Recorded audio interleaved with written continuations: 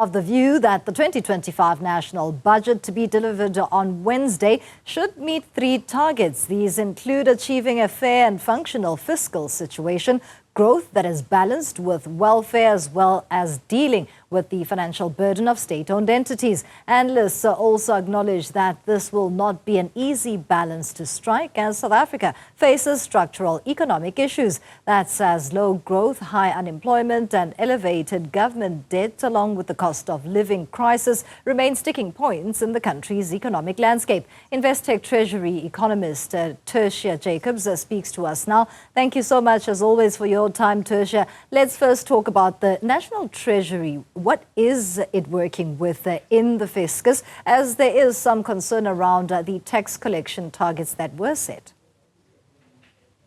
Good evening, Timisang. Yes, I think your introduction hit the nail on the head.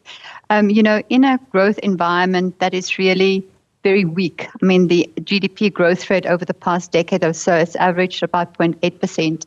It's really had a major impact on revenue receipts. And then on the other side of the coin is the expenditure side, where National Treasury has to try to rein in, spending for departmental spending. There has been a lot of pressure on the SOE side.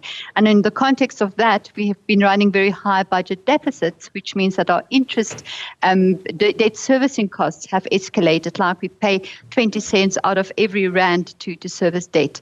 So the hand of cards that the minister has to maneuver with is very limited.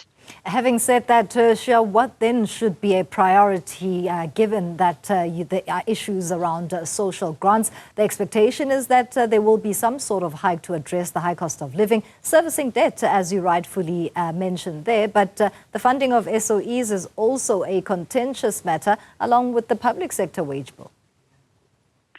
The challenges that you've listed makes it very difficult. So it basically means that the minister has to make very hard choices, what to prioritize. We can't increase our borrowing. The budget, the borrowing requirement is already high as it is.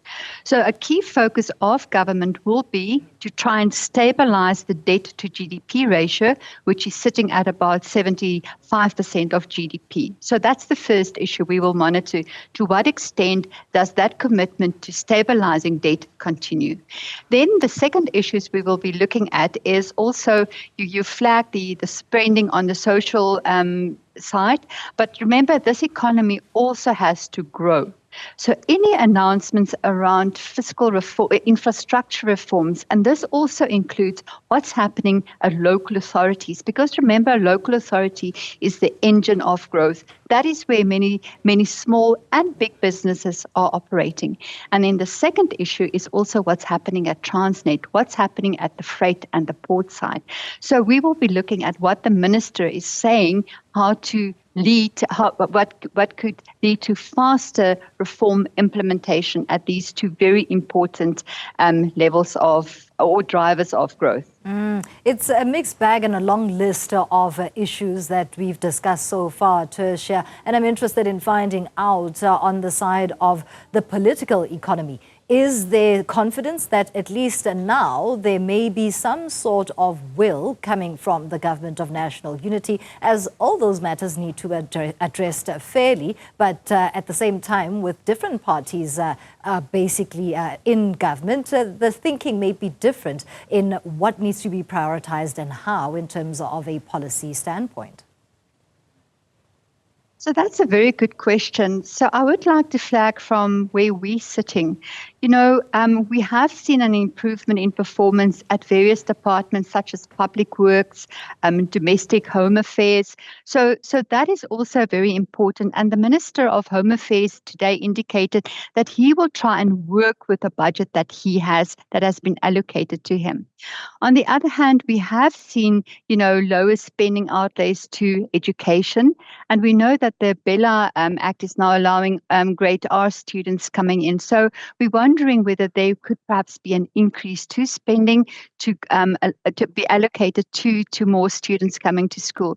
So I think there could be some kind of a meeting of the minds in terms of additional priorities.